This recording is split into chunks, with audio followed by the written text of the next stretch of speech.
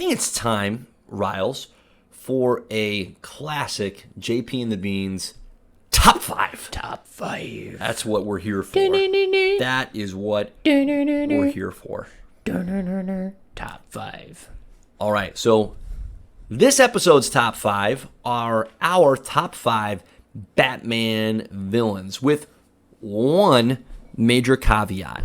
To add some, as you mentioned earlier, flavor, spice, salt, pepper, butter to the proceedings, we are explicitly denying each other the ability to add the Joker to our lists. Because we know he'd be number 1. He's the clear number 1. Not even close. That would really spoil and rob this list-making process of any true energy, originality. So we're making it a little bit more challenging on ourselves. No Joker. Yes. So who you got? Top 5. Riley, you go first. Who is your 5th? I'm going to say best Batman villain? And are there any particular criteria that you considered as you contemplated top 5 Batman villains? I strictly went off of badassery. That's it. That's a heck of a criteria right there. My criteria is who do I think is badass? So my top 5 is more badass than just like relevant to the Batman character. So if you're thinking, oh my gosh, you picked that guy? He's like way better adversary to the Batman. Like, I don't care. Okay, this is not what this list is. This is our list. My top 5 Batman villains based off of I love it. Badassery. Love it. Okay. Number 5. Yes. Now, this was the most difficult spot for me as well. Because I know you said you were struggling on the border, on the fence. Yep. So, I was between Mr. Freeze. Sure. Because his backstory is actually really good. He does have an outstanding villain backstory. But tragic, full of the good old-fashioned villainous tragedy. Right. But I ended up picking Hush. Okay. Because of his... I know I said earlier that it was badassery, but his history with Batman is actually really fascinating. Right. And the fact that he's pretty much just an insane Bruce Wayne. Love it. Like, he actually pushed Batman to the edge. Yep. It was great. It's a great story. Okay. That's fantastic. That's all I got. That's fantastic. My number 5 is Bane. And listen, Bane could be higher. Tell me he's not even on your list. I forgot about Bane. Bane should be my number 5. That's great. That's great. Oh, that's really sad. That's okay. Bane should definitely be 5. Okay, go ahead. That's all right. You lean into that Hush. That dude broke the Batman, and I put Hush over him? He broke the bat. What is happening? There's always one, Jordan. Yep. There's always one. Yep. Every top 5 list we've done so far, I always miss You're one. Like, that guy. I'm like, how did I miss son that of a one? Bitch. Go ahead. I'm sorry I interrupted. I'm having a crisis. Bane is I think a villain that has a relatively safe or high floor, but a really low ceiling. What I mean by that is he belongs in that top category of Batman villains, but he's nowhere near the top 1 or 2 marks, in my opinion, because he is almost explicitly a physical adversary for Batman. Like, I know there's been times in the comics where they've tried to give him a little more Smarts. Juice in the noggin, a little more smarts. But that's fine to a certain point. But the reality is this guy is here just to break things, which he did successfully, of the Batman. I think his portrayal in The Dark Knight Rises is terrific. So I'm using a little movie flavor here to influence my line of thinking. But even in the comics, he is a terrific adversary for Batman. But there's a limit to it. He's a absolutely top 5 Batman villain in my mind. But I think 5 is the exact right place for him to live and be. So number 5, Bane. Would you like to go with your number 4? Would you like me to go with my number 4 and we boomerang around this son of a gun? It's up to you. Let me go. I can tell you need a little moment to gather yourself. Go ahead. You gather. For me, number 4 is the Riddler. So very much the antithesis of the character I just brought up, Bane, Riddler has just about nothing to offer in terms of physical problems that he can give Batman. But Jordan, he has a cane. Yeah, he's got the cane. It's a pretty cool cane. He's got, it you know has what? The question mark. The design is fantastic until you start thinking, isn't that just a shepherd's crook? And yes, it is. But also, Boba Fett used a shepherd's crook in The Mandalorian, and it worked out really well. So, okay, you know what? Come back to it. The Riddler, good for you. You rock that shepherd's crook / question mark cane. Good for you. And the sideburns. And he has some robust killer sideburns. Yep. And the just straight up goofiest super suit, shall we say, that a villain could possibly have. What I most enjoyed with the Riddler in the comics, there's been a couple storylines. One, he plays a part in the Long Halloween and Dark Victory storyline, very much as a just a wimpy version of the character, like not a threat at all. And it's a lot of fun watching Batman match wits with the Riddler. The version of the Riddler that I enjoyed the most was actually in the New 52, the Scott Snyder run. I was going to guess Jim Carrey. Jim Carrey, he's in third. Hilarious, but he's in third. The Scott Snyder run, that version of the Riddler is formidable. And again, not necessarily from a physical sense, but purely from the sheer just mental fortitude that dude has. He takes down Gotham City entirely, almost completely takes down Batman. Very much a worthwhile villain. And that storyline with the Riddler stretches over so many episodes. It's fantastic. So, the Riddler, great villain. Number 4 for me. I'm literally going to get massacred for not having Bane on here. And then having this guy on here instead. Let's see what you got. Number 4, I have Clayface. You're a joke. Dude. No, that's great. Clayface is just terrific. Clayface is one of those Batman villains that has so much potential, and I feel like has just been underutilized. Right, he hasn't even been misused. He just hasn't been used. Like, they tried him as being a part of, like, the Batman team for a little bit, Yeah, I know. That's pretty recent. Right, Yep. and then, but, like, this dude is a mixture of Sandman and the Chameleon, and you guys haven't figured out a good storyline for this guy? Right. Like, if you actually made him semi-smart instead of just a monster, like, there's so much potential there. Agreed. His power set's sick. Agreed. That's all I got. Yeah. And I like the idea of him being a failed actor. Like, so he's just like, crime! That's the next best bet! It's such a goofy origin. Maybe that's what's holding him back. Is his origin is just no, that makes it's hard to get excited about. That's the best part, because that's why he tries to be other people. It's because he couldn't make it as an actor, so he has to show them that he can play other roles. Emotional trauma just flowing right out of him. Right. Actually, one of the I think there's like 3 or 4 Clayfaces in the comics. Oh dear. Yeah. So.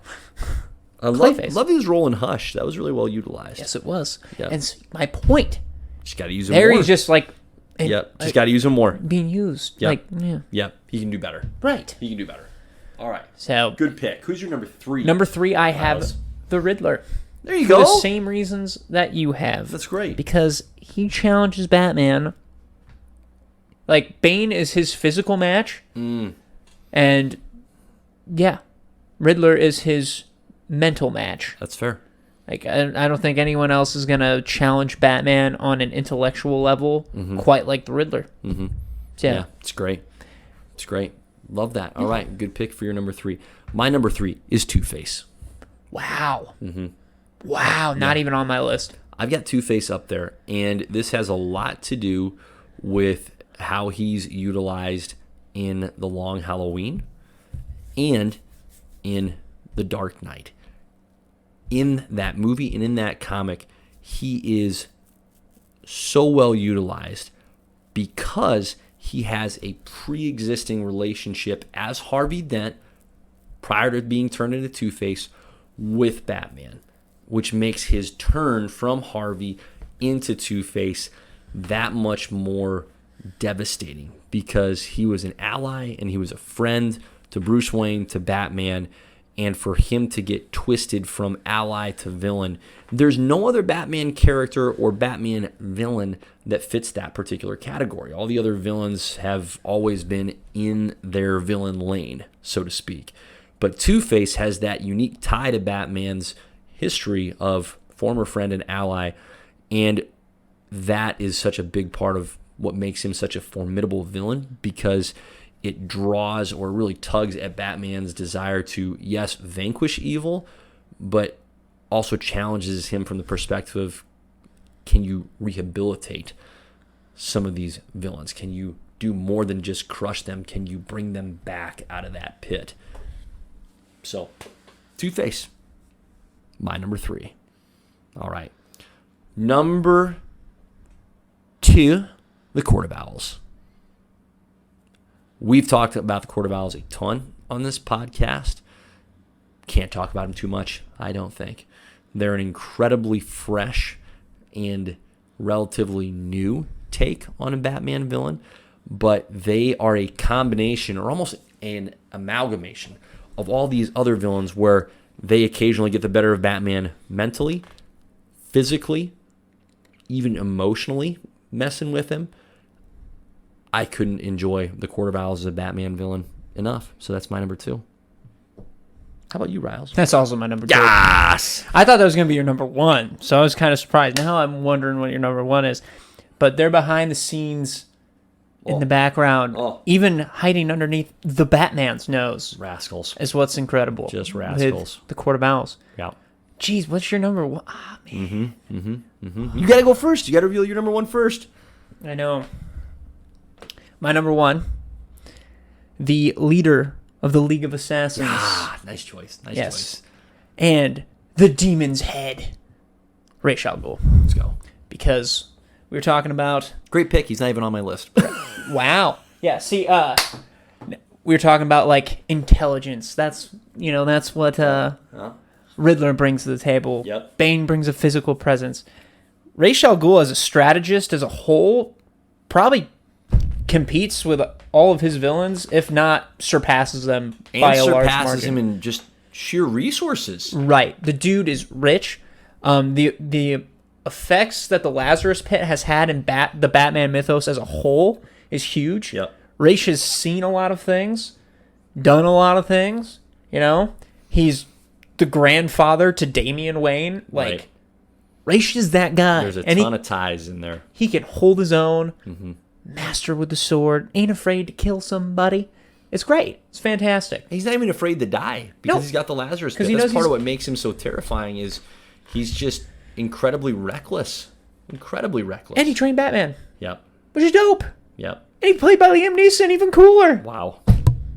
Ra's al Ghul, number 1. Love that. That's a great number 1 pick. That'll be the one that I'm going, I should have had him on my list because that's just a great pick. Okay. For me, going a little bit off of the traditional path here, but I did tease this a little bit with bringing this comic. I'm picking the Batman Who Laughs from the outstanding death metal comic series from not that long ago, within the last 5 years or so.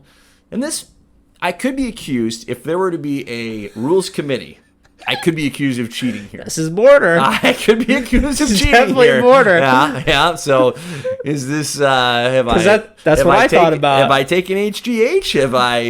Am I hitting 60 homers with the juice flowing through my veins? Hey, he definitely popped up in my head. I'm like, I feel like he's too close. I didn't think twice about it. I'm like, I'm just in. There's very little hesitation. And here I was hoping for Condiment King to be there. Pure skullduggery. Listen, the Batman Who Laughs he's a borderline, I'll admit that 100%, because he is a blend of Bruce Wayne and the Joker. Now, he's more Bruce Wayne, he's more Batman than the Joker, but he is very much what would happen to Batman if he killed the Joker and essentially turned into the Joker, went nuts, akin to the Joker. It's a terrifying concept. It's exceptionally well executed. And listen, if you've never read the death metal storyline, do yourself a favor and do that. But if you're going, too much for me, okay, fine. Do a one-off. Grab Dark Knight's Metal. In this book is the origin for the 8 different Batmen, dark Batmen, that show up in that storyline. They're all given outstanding origins, but The Batman Who Laughs, his origin is just shivers. It is exactly what it should be. Terrifying, exceptionally well drawn out. And that, to me, is the number one Batman villain, because Batman has to combat the embodiment of what would happen if he went down the darkest possible path. Which, as we mentioned, with the Joker, is always right there in front of him if he would just break that one rule. Right. So there's my number one. There we go. Fortunately, there is no rules committee, so I cannot be disqualified. Top 5 Batman villains excluding the Joker. Excluding the Joker.